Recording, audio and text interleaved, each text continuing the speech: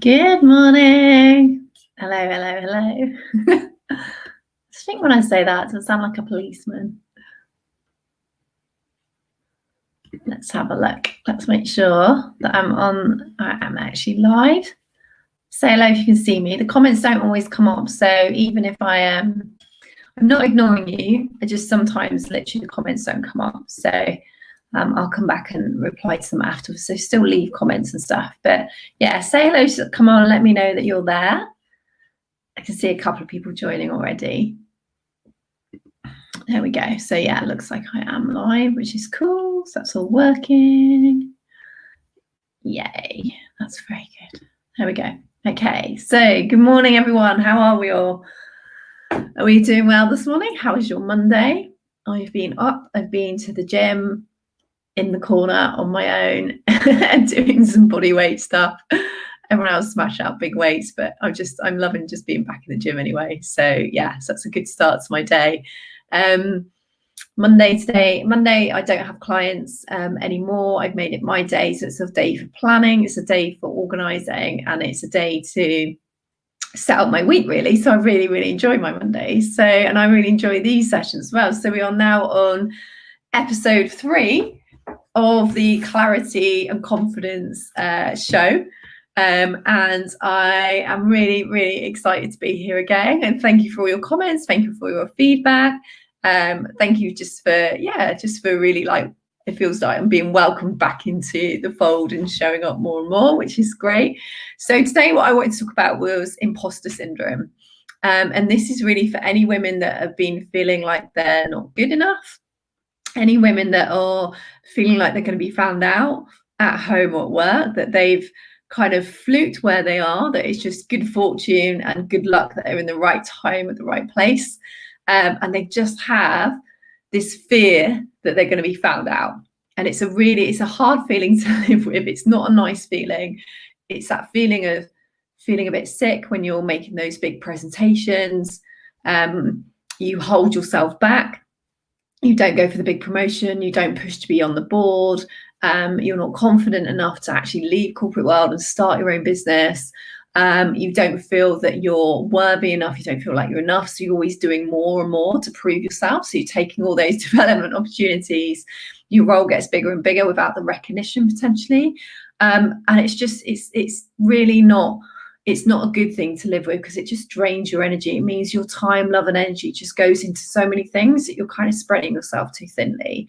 And it all comes back to just one simple thing. It all comes back to the belief that you don't feel enough in some way or shape or form. At the heart and the root of feeling like imposter, feeling like a fraud, is that you don't feel enough. And you don't feel enough, which means that you don't show up as yourself at work. You lose the hard edges of who you are. You change who you are to fit in. And that's exhausting. Changing who you are to fit in. So you're a different person at work than you are at home. You're a different person with your boss than you are with your peers. You're a different person with your team than you are with the board members, for example. And it just becomes absolutely exhausting. And the first thing I wanted to say is really that it's very, very common among high achievers, and it's much more common amongst women than it is amongst men. And it comes back to, like I said, that one thing at the heart and the root of it all is that so many women don't feel enough. And when you don't feel enough, you then try to fit in by changing who you are. And by the very nature of not being yourself, you are going to feel like a fraud. You are going to feel like an imposter. So I had a client who had a very senior role in a big organization. And she was the sales director, which is normally quite a male-dominated environment. And for a long time, she'd felt like a fraud. She felt like she'd fluked this big role. She felt like she didn't deserve it. She felt like she had to change who she was to fit in and to do this role. Yeah, actually, when we went through it, the most obvious thing was because she was changing who she was and losing those hard edges of herself in her at work day in, day out, she was always going to feel like a fraud or imposter. You're not going to feel like yourself, and you're not going to show up as yourself if you're trying to fit in and you're trying to please everyone else. So you will, until the point at which you show up at work as yourself and you're brave enough to do it and you're bold enough to speak up and you're owning who you are and your magic, you are going to feel like a fraud. You are going to feel like an imposter. So first of all, I want you to know that it's actually very common. Like I said, it's very common amongst high achievers because we're always looking for more, always pushing for more. And it's much more common amongst women than amongst men, because I would say generally women struggle much more with that belief that we're enough. And there was research done, and I can't remember I need to find the source of the research again because it was such a fascinating piece of research. And that's where there was a job interview. There was a job spec, and a certain number of men, a certain number of women read the job spec, and the men that were suited to it, to about 60% of the job spec, and they matched up to 60%, were just going to apply. It just applied for the job anyway. 60% just applied for the job anyway. For the women who looked at that job spec, they felt they had to match 90 to 95% of it to apply for it. So you had this 30% gap in men just thinking, well, I've matched most of it, I'm just going to do it anyway and see what happens, versus women that felt like they had to match every element of the job spec to even apply for it. And that is the difference between men and women, because the men are just like, I'm just going to do it anyway and see what happens. Women were holding themselves back. So the big thing is, with imposter syndrome, what it means is that you hold yourself back. You keep yourself small. You don't necessarily step into change because it's really scary. You don't speak up maybe and speak with courage from the heart. You're putting others first and you're making yourself compromise. And that keeps happening again and again and again, but you're keeping yourself small. If you keep allowing yourself to be caught in imposter syndrome and feeling like a fraud, you don't get to the root cause of why it's there and how you're going to change it, you're going to keep yourself stuck and you're going to keep yourself small. I don't want that for you. And I don't think you want that for you, because you deserve more. You deserve the world. And the brilliant thing is, imposter syndrome is simply that reflection of you not being yourself. So what is the antidote? The antidote is get to know yourself truly and deeply, the black and the white and the grey and everything in between. And this is where someone like me comes in, because that's what I teach and coach, how to have clarity on who you are and confidence in what you want to take really inspired action. And if you do suffer from imposter syndrome, you're not alone. There's a lot of famous women that have struggled with it. So Maya Angelou, for example, wrote 111 books. She's absolutely prolific. Yet every single time she just felt like this was going to be the one she failed on. This was going to be the one that the critics just pulled apart. Yet she just kept going and going, yet never truly owned her magic. But it inspired her to be more and do more and keep writing. But she never truly owned that her brilliance. And also Jodie Foster, when she won an Oscar for her role in The Accused, she was worried she'd have to give the Oscar back because she didn't feel worthy. She didn't feel like, have I actually earned this? Do I deserve this? Does someone else deserve it more? So the impact it has is absolutely huge. Like I said, it keeps you small, it keeps you stuck. As a business owner, it might mean that you're not charging enough. It might mean that you're not leading, like becoming an absolute influencer and a leader in your own business and an authority in what you do. In corporate world, it might mean that you don't push to be on the board. You don't push for that promotion that you've earned and you deserve. You put other people first, and you swallow down your own words in those big meetings rather than just like speaking from the heart and sharing your voice. So that's my summary imposter syndrome. That's the impact I think it has. That's why it's there. So let's now go into 5 super simple steps to help you get past your own imposter syndrome. And also just to share, just pop it in the comments if you feel like you've struggled with imposter syndrome. It'd be great to know any stories or things that are going on for you. And yeah, it'd just be great to get your feedback. But point number 1, super simple step number 1 is speak up. So speak about your imposter syndrome. Effectively, what we want to do is shine a light on it. So Brené Brown would describe this as when we feel shame with something, when we feel that we're judging ourselves or something, we tend to keep it secret. We tend to keep it to ourselves, which just adds fuel to the fire, rather than shining a light on it, rather than bringing it out into the open. In which case, if we're met with empathy and understanding, that means that it just has no reason to exist anymore. Because once we know that other people struggle with it, it's that feeling of like, I'm not alone with this. It's not just me. So the first thing to say is to speak it.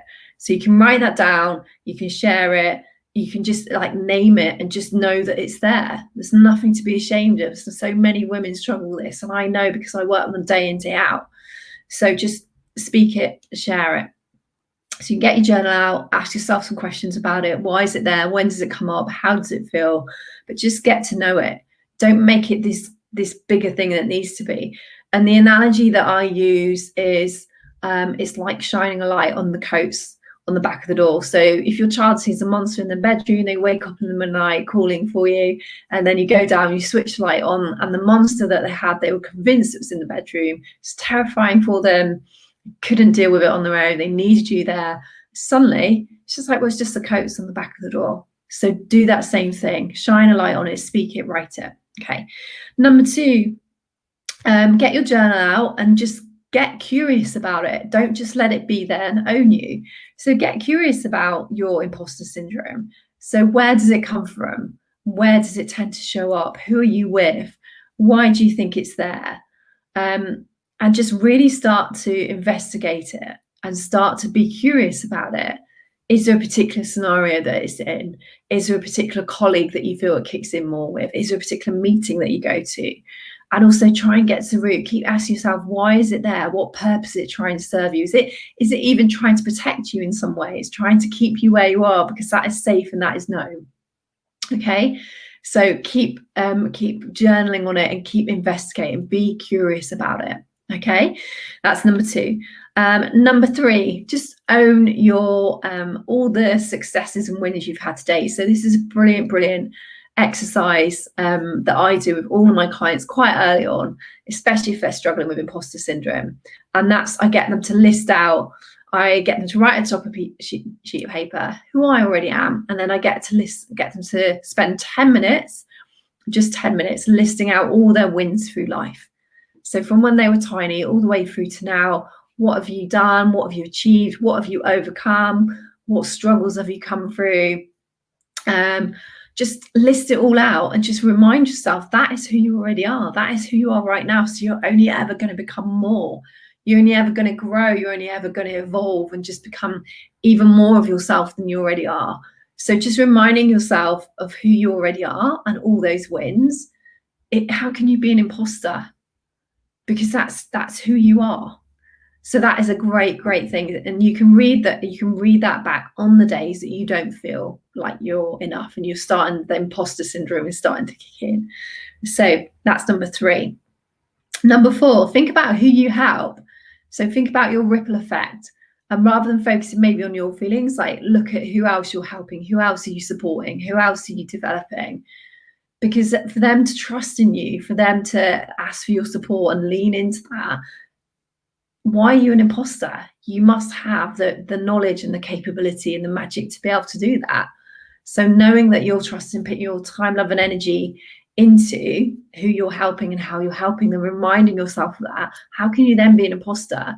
Because those people trust you already. So that's a huge one. And then number 5 is it's that process of getting to know you. So if you're feeling like a fraud or imposter because you're not showing up as yourself, how to flip and reverse that? Start to truly get to know you. So start to own your magic and you.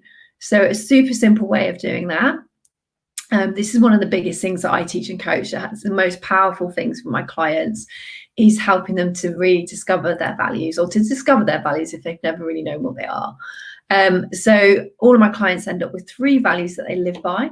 So the more they align to them, the more happy and fulfilled they become. The more they shift away from them, the less happy and fulfilled they're going to feel, and less connected to themselves, probably feeling like a fraud or imposter. So own your magic and who you are. So really think about your values.